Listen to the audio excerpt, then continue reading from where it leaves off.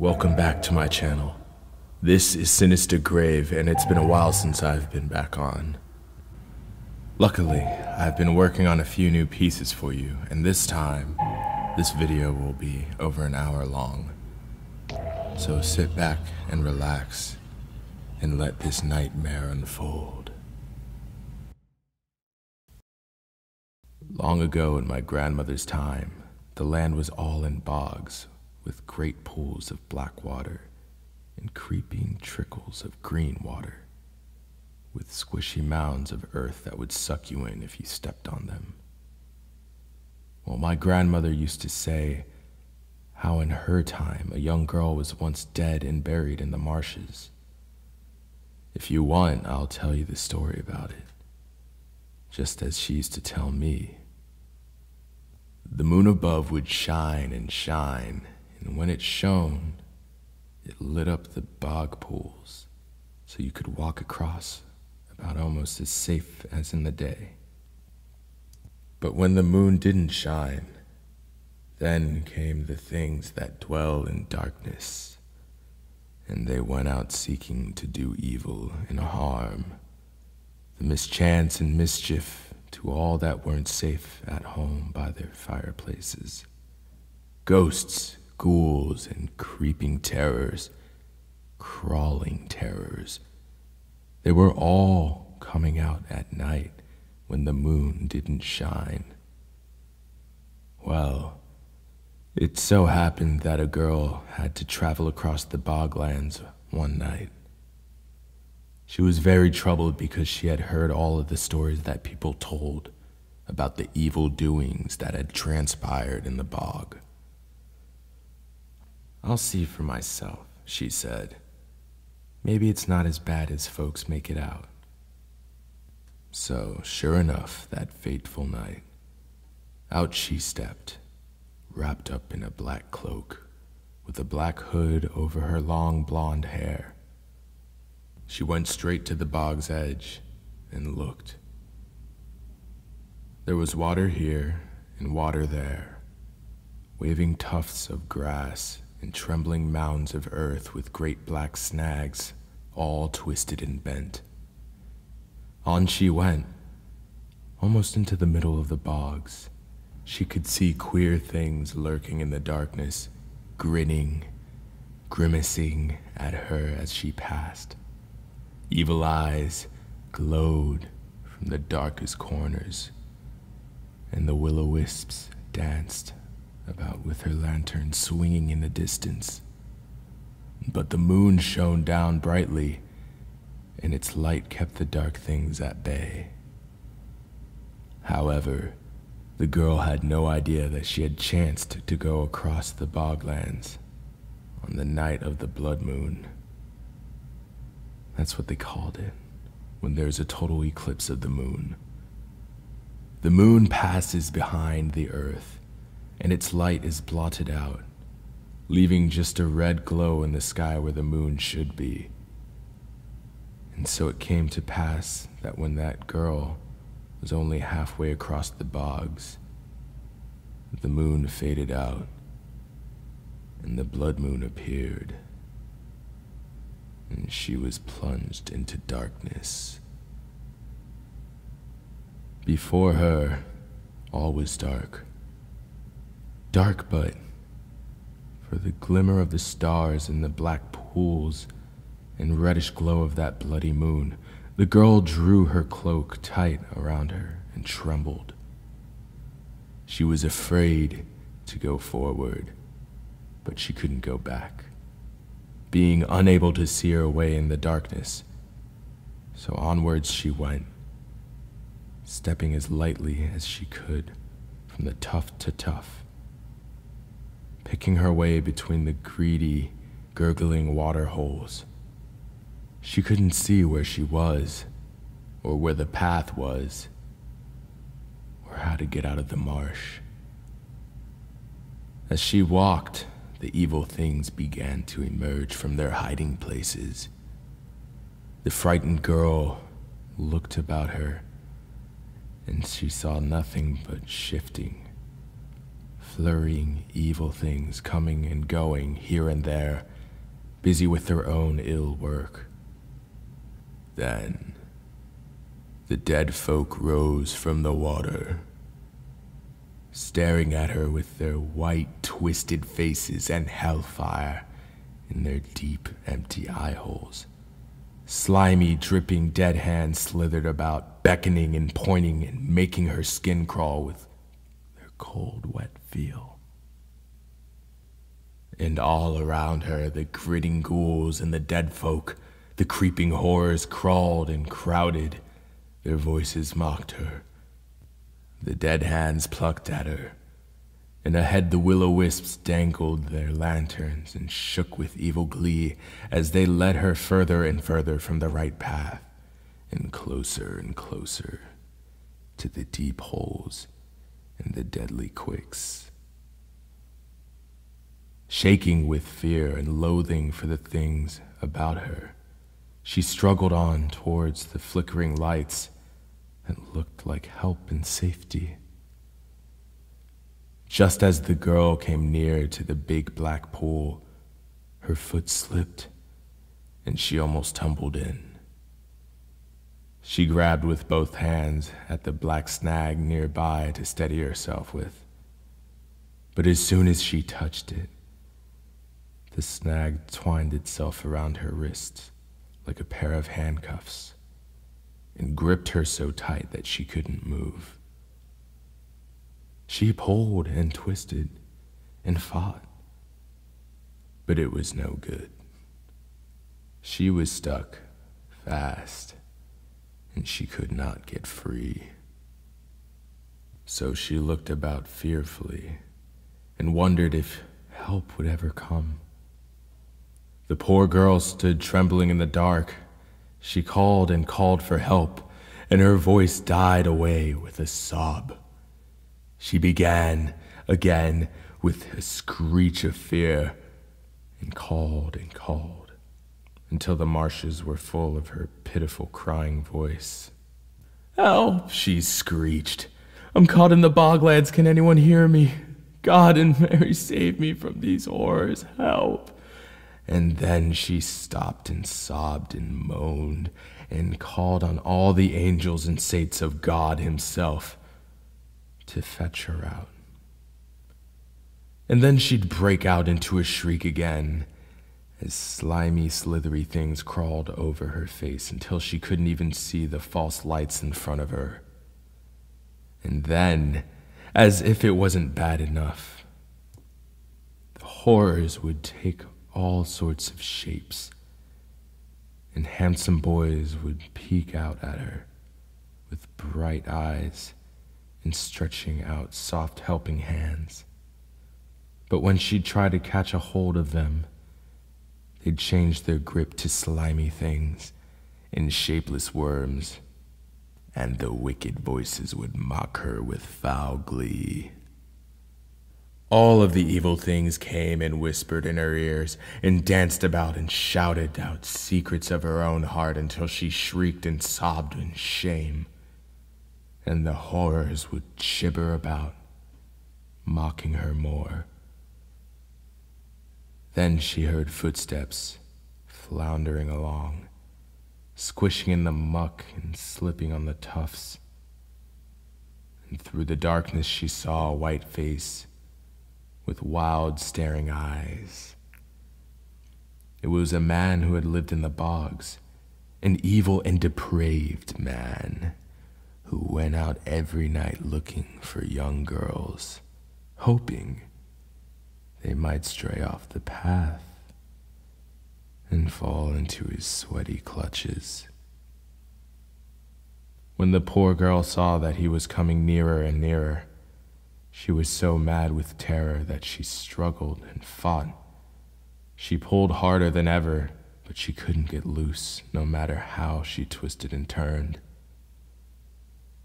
When the man laid eyes on her, he was overcome by a strange desire and dark thoughts that were swirling about in his head. The girl would see his feverish grin and depraved look in his eyes A great fear came over her, so she pulled and fought as if she were a mad thing until she fell on her knees, spent with tugging. And as she laid there, gasping for breath, the man clutched her with his hairy hands and got on top of her. With a screech and a howl, the evil things came crowding around her, mocking her, snatching and beating, shrieking with rage and spite and swearing with foul tongues, spitting and snarling. And that poor girl, crouched, trembling, and sick in the mud, wondered when they would make an end of her. The dead folk moaned, and the evil things howled until the very tufts of grass shook and the squishy earthen mounds pulsed. The black water gurgled, and then it began. Hurt her, hurt her, hurt her, hurt her, screeched the creeping terrors as they tore off her clothes. The evil things howled again. Smother her, smother her, whispered the crawling horrors as they twined themselves around her knees. The evil things howled again. Strangle her, strangle her, screeched the dead folk as they plucked at her throat with cold, bony fingers. The evil things howled again. Bury her, bury her, screamed the ghosts and the ghouls as they grinned about her, chuckling to themselves. They all shouted with spite and ill will as they fought and squabbled about what they would do with her. And the poor girl laid there on the ground, wishing she was dead and done with. As a pale gray light began to come in the sky, and the dawn drew close, the evil men caught hold of her with horrid bony fingers and squeezed the life out of her, laying her deep in the water at the foot of the snag. The dead folk helped her down, while the evil things fetched a big stone and rolled it on top of her to keep her from rising. The will-o-wisps sat on the black snag and watched it all. Then, as the morning came, the gray light grew brighter in the sky. The shapeless things fled away to seek dark corners, and the dead folk crept back into the water, cramming themselves back into their coffins. And the man went home, and the black slimy water shone in the dawn's light, as if no evil thing would ever come near it. And then lay the poor girl, dead and buried in the bog, until someone would come and take her home. But who would ever know where to look for her? Well, the next day the girl's parents grew tired of waiting for her to come home. They went out and searched the town, but there was no sign of her. The news spread fast, and soon everyone in town was talking about the missing girl. Their tongues wagged at home and at the inn, in the garth, but no one knew what had happened to her. When the night came, the people waited and waited, but the moon never appeared. The night was as dark could be, and the evil things were worse than ever. It wasn't safe to travel outside at night because the boggarts creeped and wailed all around the houses, peeking in through the windows and snapping at the latches, until the poor people had to keep all of their lights on at night, or else the horrors would burst through their doors. It seemed like all of the ghosts and ghoulish things had lost their fear.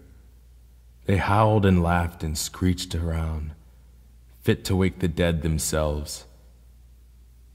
And the townsfolk sat trembling and shaking by the fire and could not sleep nor rest, nor put a foot outside of their homes, all throughout the dark and dreary night. And as the days went on, there was still no sign of the missing girl, and the moon still never came back.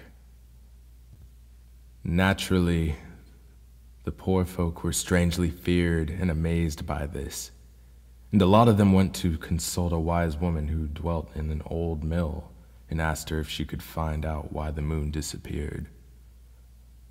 "Well," she said after looking at the brew pot, in the mirror, and the book, "it is very queer, but I can't rightly tell what has happened to her.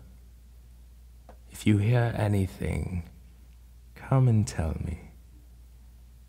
Anyways, put a pinch of salt, a straw, and a button on the doorstep of your house at night, and the horrors will no longer be able to come over it, light or no light." So then the girl's parents went to the wise woman and told her about her missing daughter, with the sole intention of finding out where she has gone. The wise woman looked long into the pot and the book again, and then she nodded her head. "It's still dark. Children, dark," she said. "I can't rightly see, but do so as I tell you, and you'll find out for yourselves. Take every man and woman in the town. Just before the night gathers, put a stone in your mouths, and take a hazel twig in your hands, and say never a word to each other until you are safe at home again. Walk on and fear not. Far into the midst of the marsh, you will find a coffin, a candle, and a cross. Then you will not be far from your daughter. Look, and it may happen that you'll find her." So when the next night came in the darklings, the town folks gathered by the edge of the bog. They all went out together, every man, every woman in the town, with the girl's parents leading the way. Each of them had a stone in their mouths and a hazel twig in their hands. They were all feeling, as you might imagine, very afeared and creepy. They stumbled and stuttered along the paths that led into the midst of the bog. They saw nothing, but they heard the sighings and flutterings in their ears and felt cold, wet fingers touching them. But they kept their heads, and they went on, looking all about them for any sign of a coffin, a candle, and a cross. They came to a black pool of water beside a big snag, and all at once they stopped, quaking and amazed and scared, for there was a great big stone lying half in and half out of the water, looking for all the world like a big, strange gray coffin. And at the head of it, there was a black snag stretching out, with its two arms as if they were a dark, gruesome cross. On top of it, a tiny light flickered, just like a dying candle. They all knelt down into the muck and crossed themselves and said, "Our Lord." First forward because of the cross, and then backward to keep off the boggles, but without speaking out loud, for they knew that the evil things would catch them if they didn't do as the wise woman told them. Then they took hold of the big stone and shoved it out of the way, and they saw a strange and beautiful face looking up at them from out of the black water. It was the face of the missing girl. Suddenly a light came so quickly and so white and shining that they had stepped back in amazement. With that, a great angry wail came from the fleeing horrors, And the very next minute, when they could see again, there was a full moon in the sky, shining down on them more brighter than ever, making the bogs and the path clear as day, stealing into every corner, driving the darkness and evil things clean away. So the parents and townfolk went home, carrying the dead girl's body between them. Their hearts were heavy, but they were glad that they finally had found her. The next day, they gave her a decent Christian burial in the village cemetery. And ever since, the moon shines brighter and clearer over the bogs than ever before. I know this story is true, mark my words, because my grandmother herself saw the snag with its 2 arms, looking for all the world like a great cross in the black slimy water at the foot of where the poor girl was dead and buried in the bogs, and the stone nearby that kept her down while the townsfolk sought her and found her and set her loose and put the moon back in the sky again.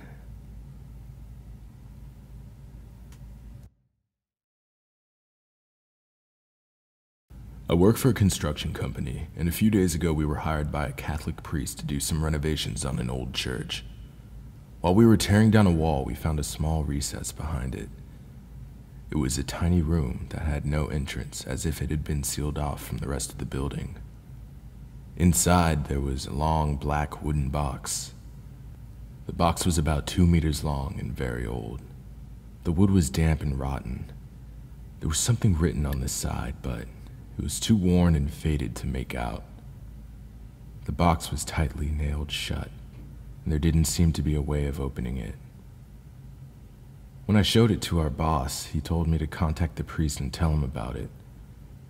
When I managed to get the priest on the phone and describe the box to him, he became silent for a long time. Then, he told me that he would come over in the morning and deal with it. In the meantime, he asked me to leave it somewhere safe. I carried the box into the church and left it in a corner. I figured it would be safe here overnight, since the church was not being used. By that time, it was almost evening, so I packed up my things and went home. The next day, when I arrived for work, my boss came hurrying over. "About that box you found," he said. "There's a problem. Last night, 2 of the night watchmen came across it, and you're not going to believe this. The morons went and opened it." I hurried into the church and found the 2 night watchmen sitting on the ground. My co-workers were standing around them. I suddenly had a very bad feeling in my stomach.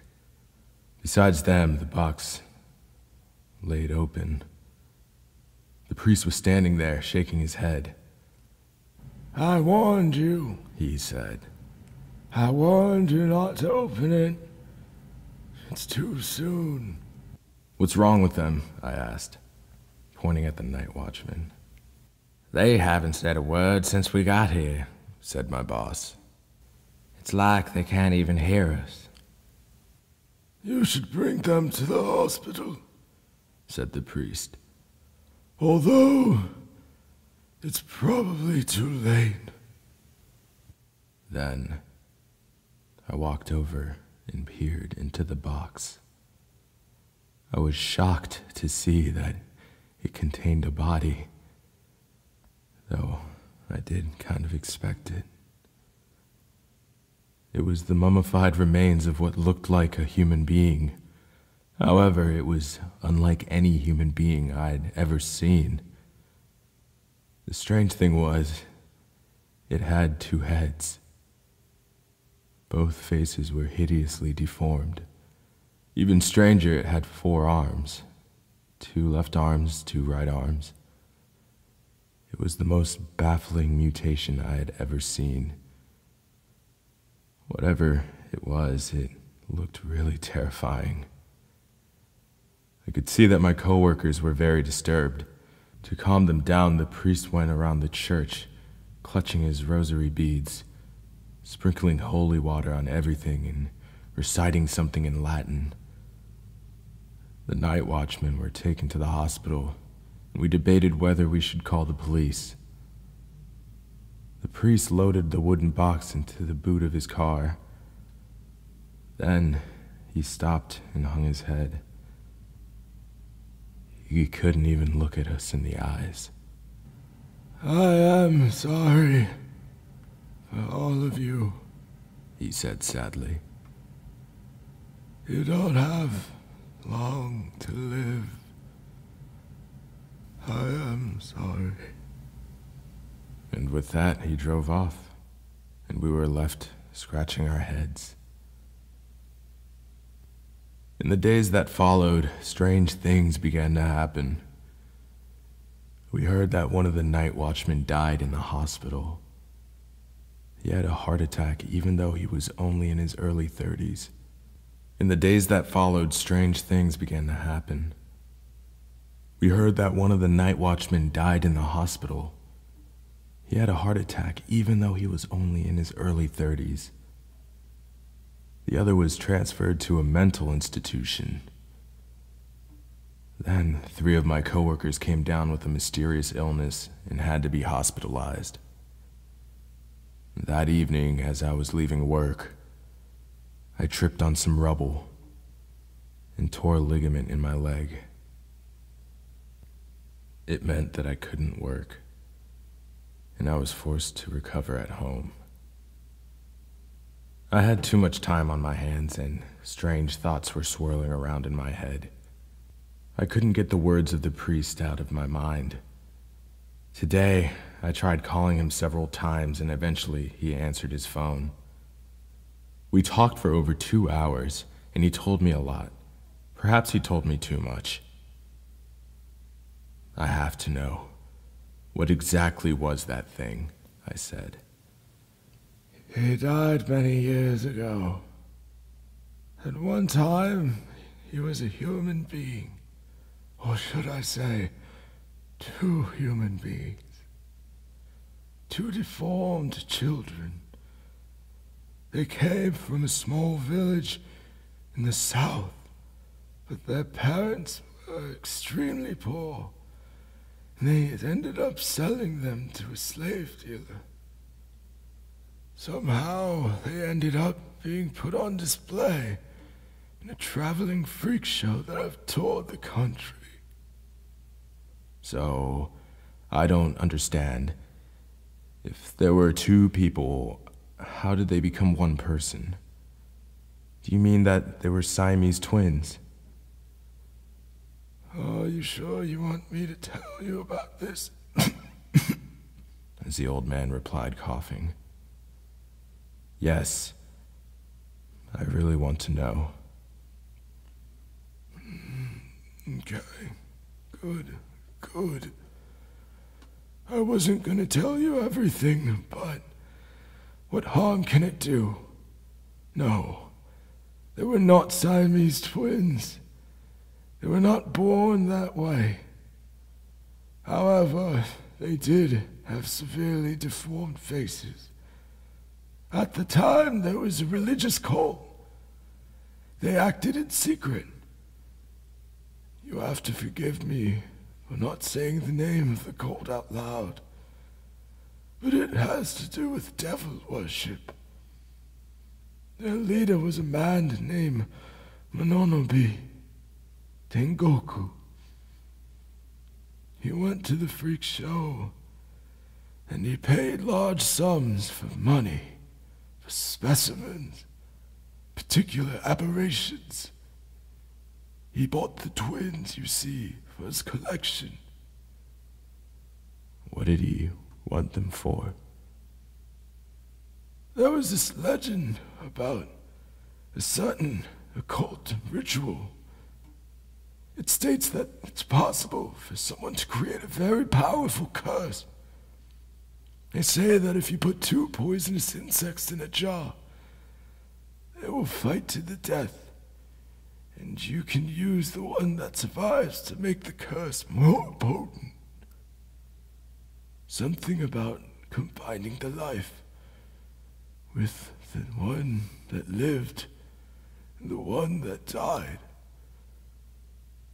Well, Tengoku used that method on human beings, taking that little story about the curse as inspiration. Tengoku decided to try it with people. He conducted this terrible experiment in a hidden room in the basement. He left the twins alone in that room, without food or water. How long were they locked up in that room? Long enough for one to eventually kill and cannibalize the other. Quite some time, I imagine. I would rather not imagine such things. But the cruelty didn't end there.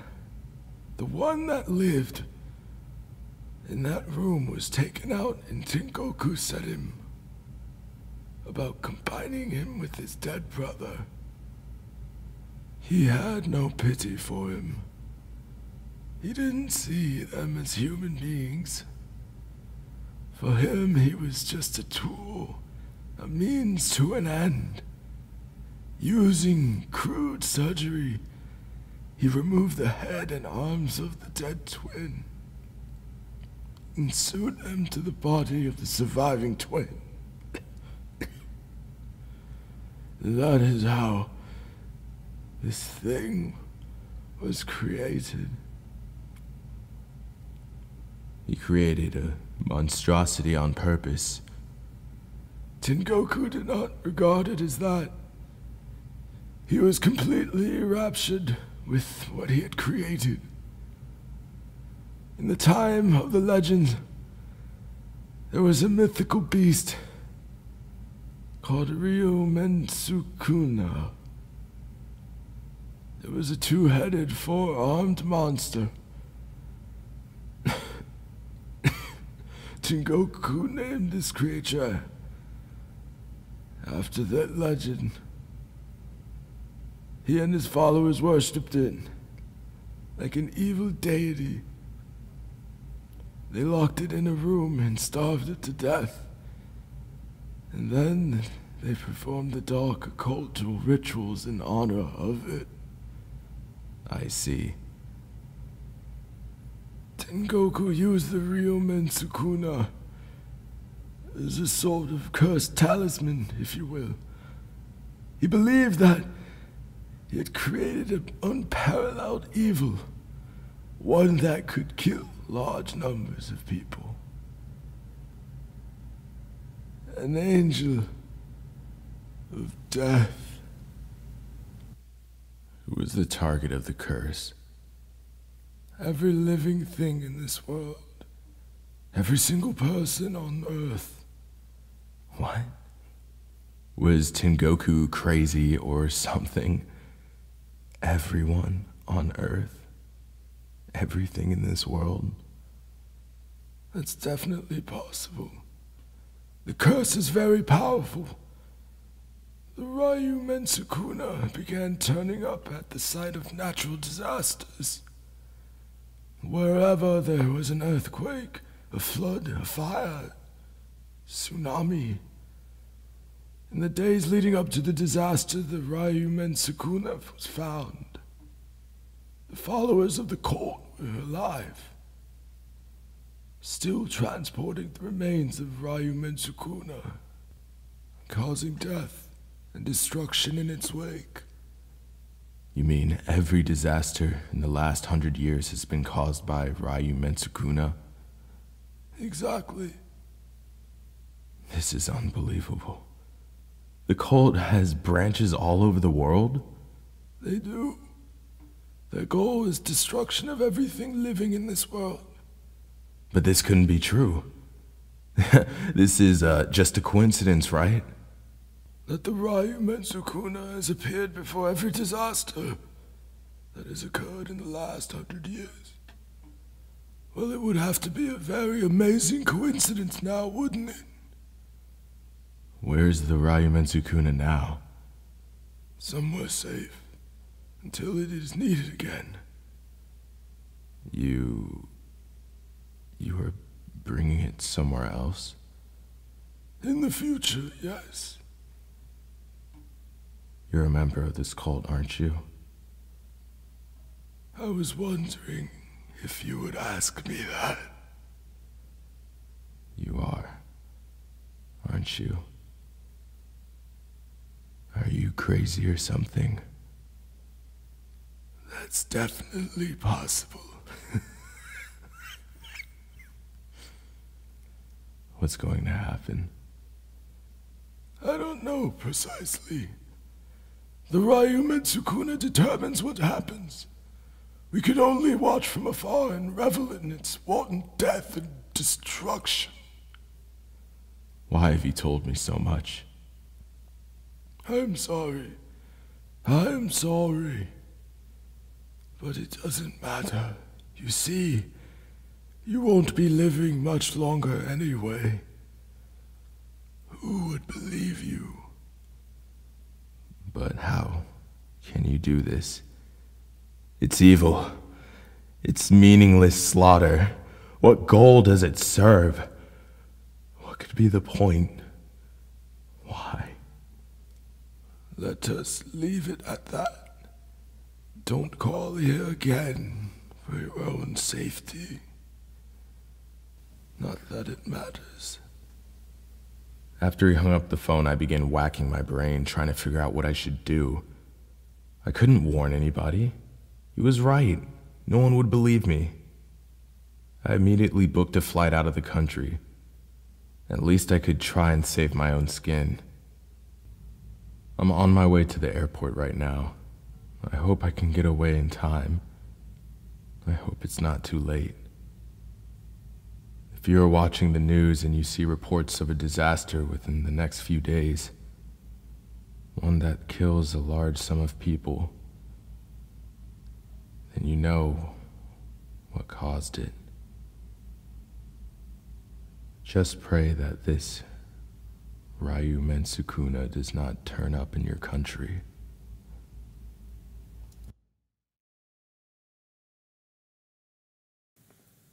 It's been months after my fiance's death, and I am still in mourning. And I have been feeling more and more sad as the days go on. She was the love of my life, and she had been murdered in cold blood, with a puncture wound to the neck. No one knows who the culprit is, or who was involved with the murder. For all the town and myself know, whoever is responsible is still out there. I should have been there. I should have protected her. She was so perfect with her silky black hair and light brown skin, with a presence that had always illuminated even the darkest corners of the room. I still can't imagine who could have done this, but it is time for me to begin to move on. So today I woke up feeling different, slightly more optimistic about life. I made 2 cups of tea to start my day, and I lit up a cigarette into my kitchen. I had eggs made on the stove with link sausages. I was truly treating myself. After that, I ate my food. I headed to work, data entry and accounting. And as I arrived to work and walked in, my coworkers looked at me in shock due to the change of my attitude. I was cracking a smile on my face for the first time. And you know what? I sat down at my desk and began to type in our business expenses into the database. Hours went by. I had my lunch. I returned and continued to type until the workday was over. Things were going well for the next few months, and in that time, I would go to my fiance's grave weekly. As I enter the cemetery every week, the gravekeeper would be digging a new hole in the ground for people who have passed. And when I pass him by, he would always make small talk with me. Such a gangly man he is, with a hunched back and missing teeth. I pay no mind to him, really. I'm sure being a gravekeeper would be a lonely job. But once again, my daily life goes in full circle with an uneventful manner. Rise, shower, eat, work, home, eat, sleep. Until this past Saturday when I went out to the pub. I met a woman, you see, and she seemed wonderful. Blonde, athletic, nice smile, and had great values. Her name was Lorraine, and she worked at the gym as a personal trainer. Now, I'm not gonna lie, it's been a while since I've done some push-ups, so I wouldn't call myself a man in shape. So I was a bit discouraged when I approached her and asked her for a drink. Since I assumed her type would be a fit man, I guess my personality won her favor enough for a drink. Anyway, we were talking all night until the pub was closed. And since it was time to go, I asked her if she needed an escort home just to be safe. She looked at me and laughed.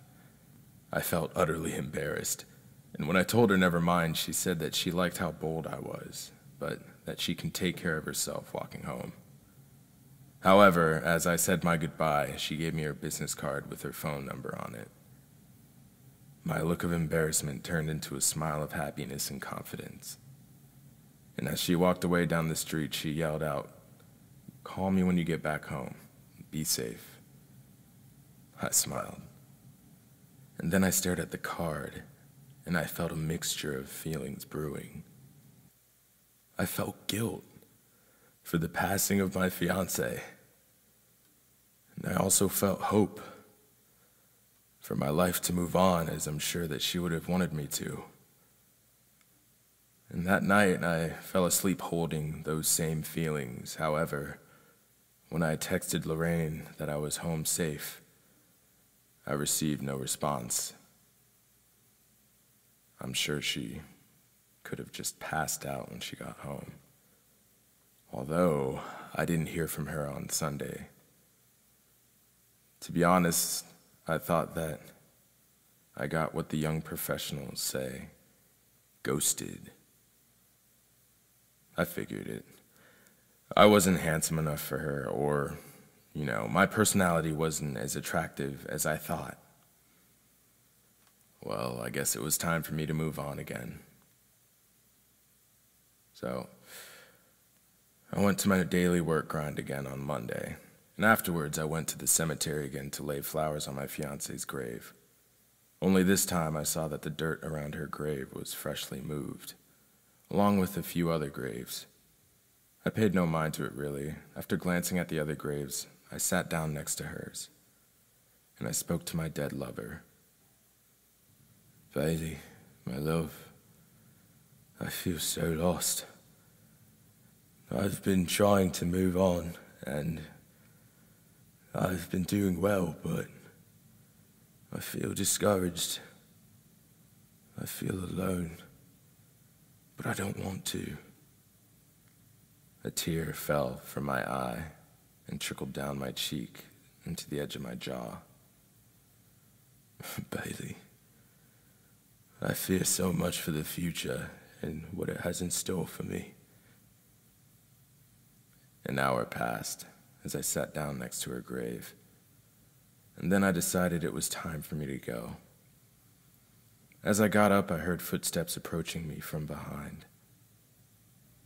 Being alarmed, I quickly turned around. It was the gravekeeper.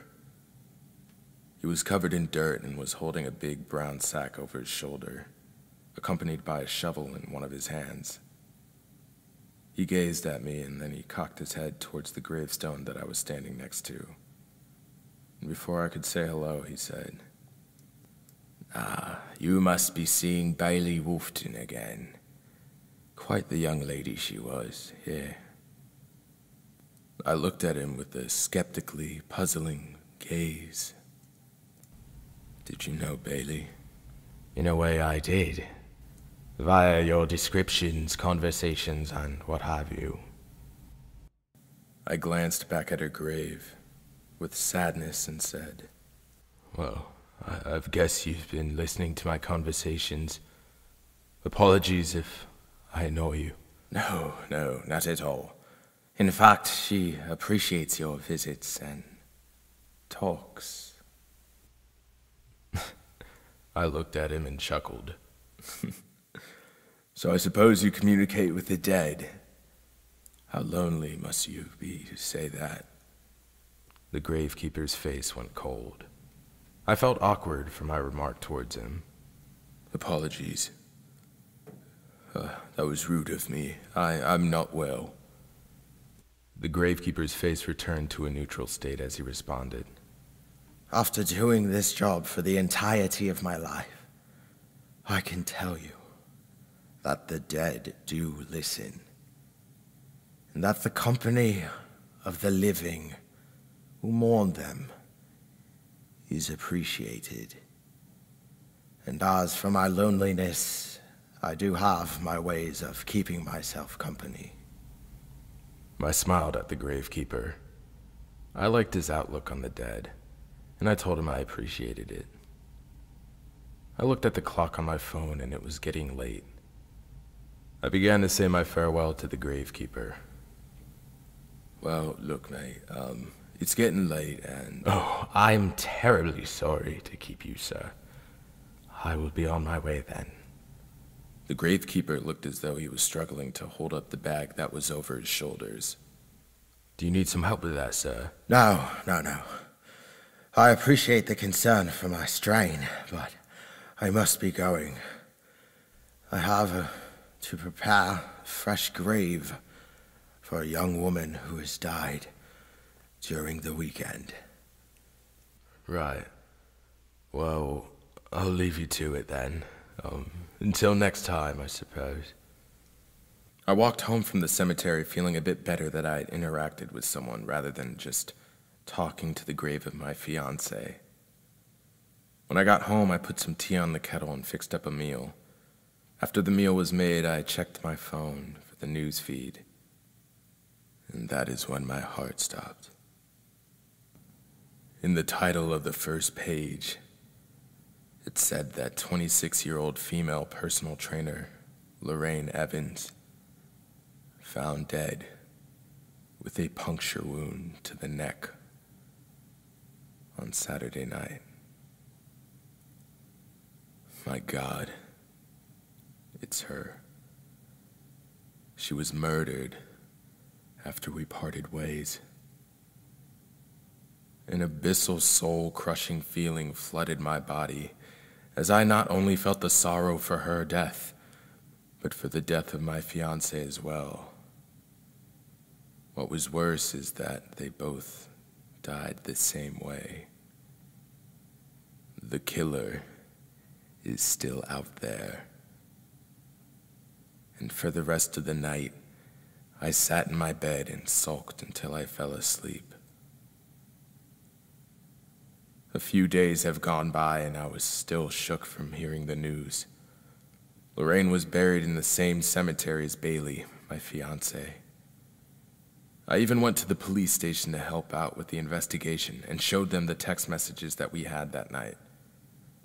From what the detectives have told me, apparently, she was in the middle of texting me by saying, quote, "Just got home. How about tea and a run tomorrow?" Followed by an incomplete sentence. The way that she died was identical to the way my fiancé died. However, I was out of town when it happened. I was on a business trip with my coworkers, so with Lorraine's death, it would seem highly unlikely that I was the suspect. Though I was glad they didn't deem me a suspect, that feeling was countered by depression that was crippling and manifesting in my psyche. I mean, what are the odds that my fiancé and Lorraine got killed in the same way? Not to mention, apparently, there are more cases like this popping up. I felt like I was going insane with the occurrences and emotions. Crippling anxiety and depression flaying my brain from clarity and peace of mind. Being in this state isn't healthy for me, so I decided to go out for a run that night. I had music blasting in my ears as I ran. The song Cries in Vain by Bullet for My Valentine was my go-to song when I thought about everything that had transpired. As I was running, I wasn't thinking of where I was going. The only thing that made instinctual sense was to allow my feet to take me to my fiance's grave.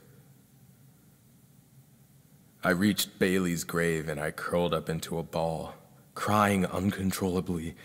I couldn't shake the invasive thoughts of sorrow. I felt my world crashing down around me and caving in. So much pressure, so much anger, yet so much sadness. As the song ended, I took off the headphones and wiped my tears. I gazed off into the distance to the small chapel and studied its structure to try to take my mind off things.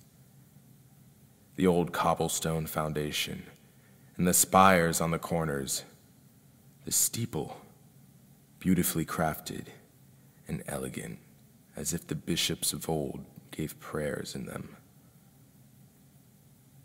As I was taking my mind off of the sorrow, I noticed the building by the chapel, the door opening. It was the gatekeeper coming out of his quarters. I didn't feel like talking to him, so I just sat down and watched him do his gravekeeper things. I pensively watched him as he reached a grave with the silhouette of a dirt mound next to it. I watched as he climbed down into the grave.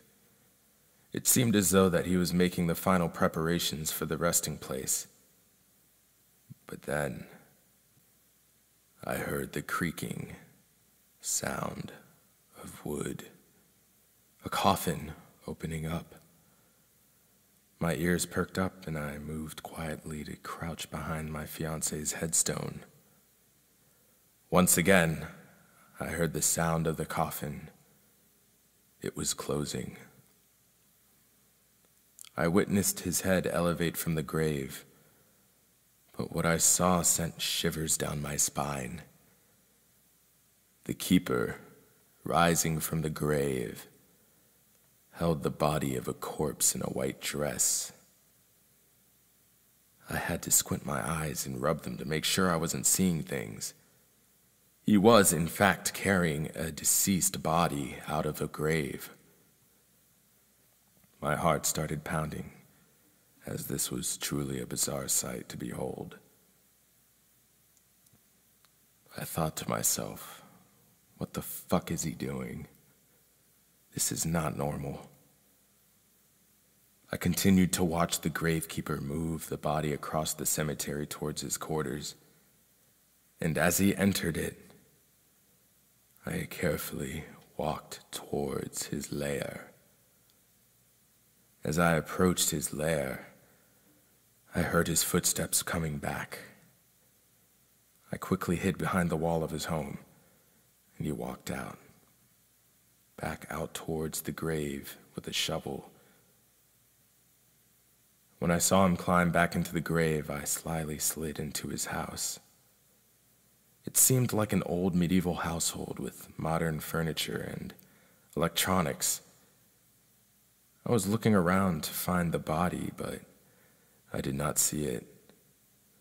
But then, I looked towards the kitchen, and there was a cellar door that was open.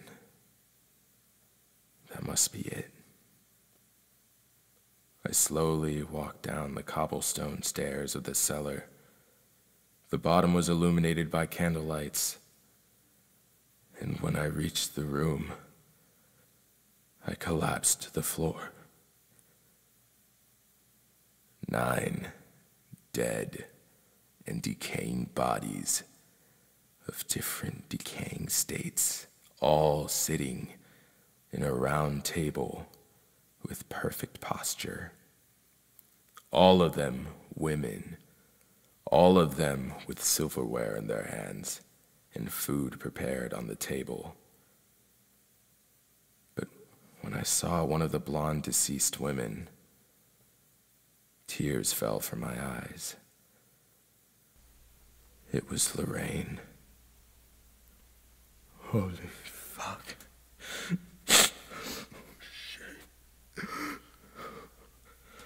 Lorraine's body was propped up with her white, cloudy eyes open, staring across the table. And if that was too much for me to handle, I saw a familiar engagement ring on a decaying finger to the withered corpse on Lorraine's right side.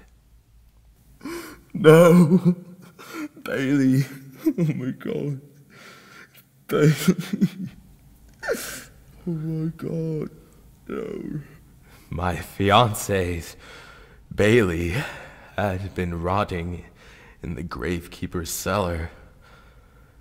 I could not stomach the sight of everything in front of me, let alone the love of my life, dead, propped up for a fucking tea party.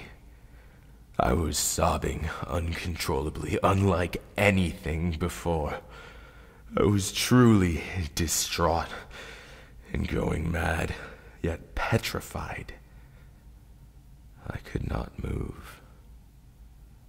My body went into complete shock as I witnessed Bailey's remains decaying right in front of my eyes.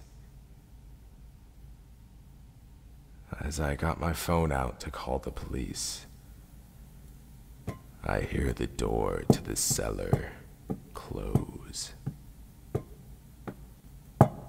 Footsteps, slowly, walking down the stone stairs.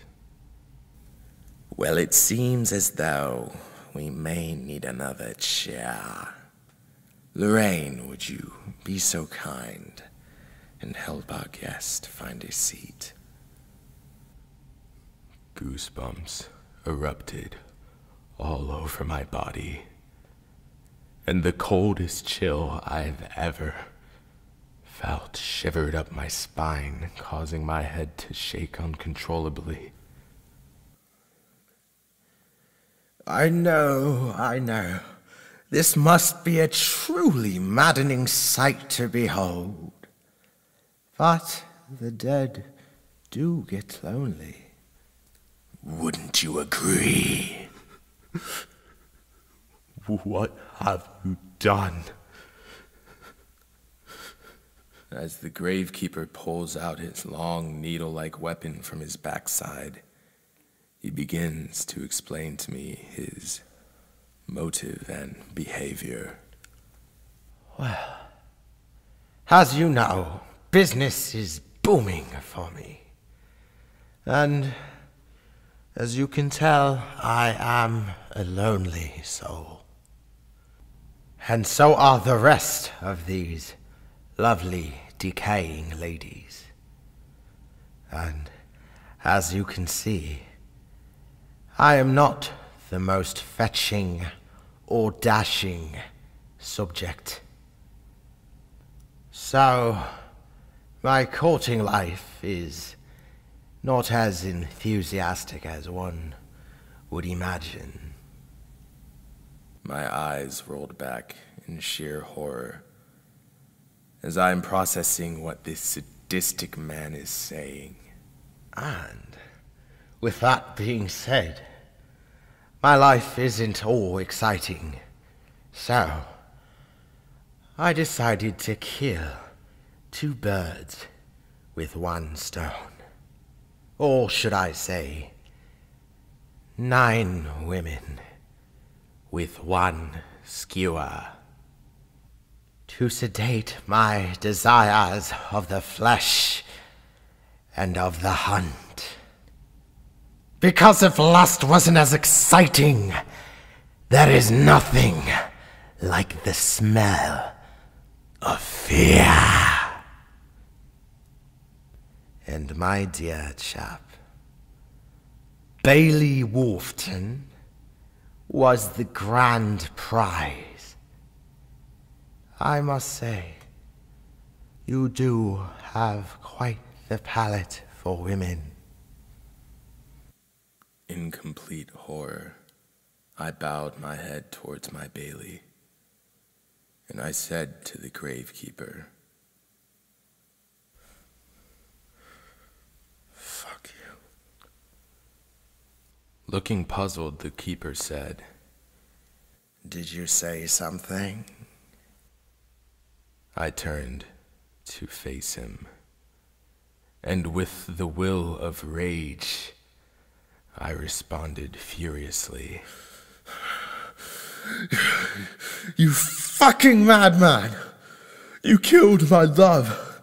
You slayed Lorraine. You slaughtered 7 other women. And you buried them only to dig them back up to shag them and have a fucking tea party. Because you're mad. You're fucking mad.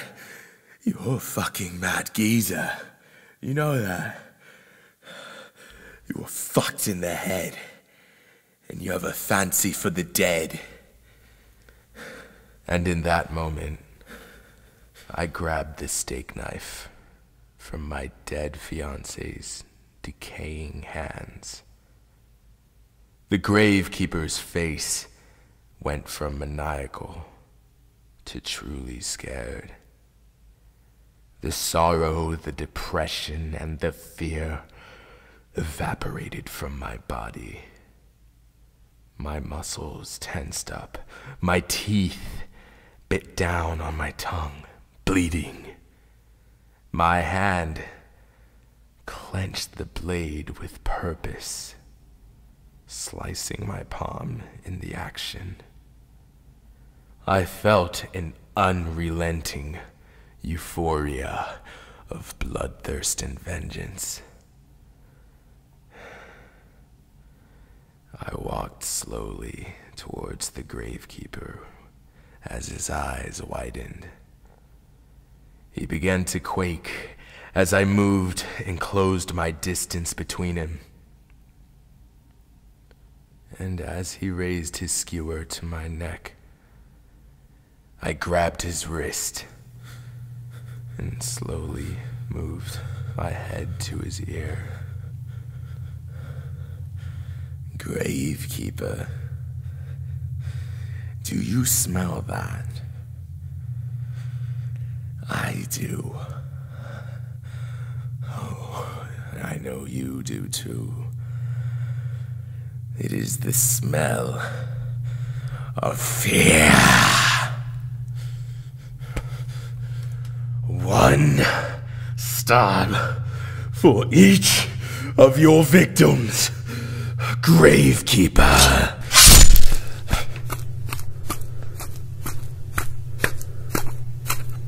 It was done. I still didn't know how I managed to muster the courage to slay the killer. But after the police arrived, I told them everything that I have witnessed and endured. I was pardoned for killing the gravekeeper, but that alone wasn't enough to stop me from reliving the horrors of seeing my dead fiancée, Lorraine, and the other women at the bottom of the gravekeeper's lair when I sleep.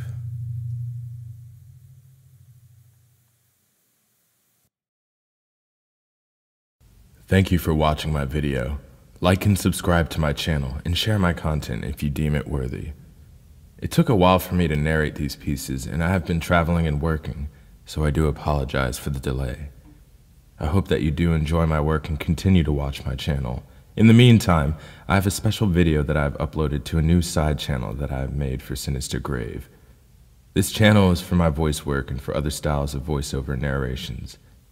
By request, someone asked me to do a voiceover of the malicious song from The Lion King called Be Prepared. I highly advise, if you are taking a breather from horror story narrations, you should check out this voiceover that I made. The channel is called SG Voices, and the link will be in the description. Now, without further ado, I will be posting another video that should be 40 minutes long within the next week. So until next time, stay sinister, stay grave.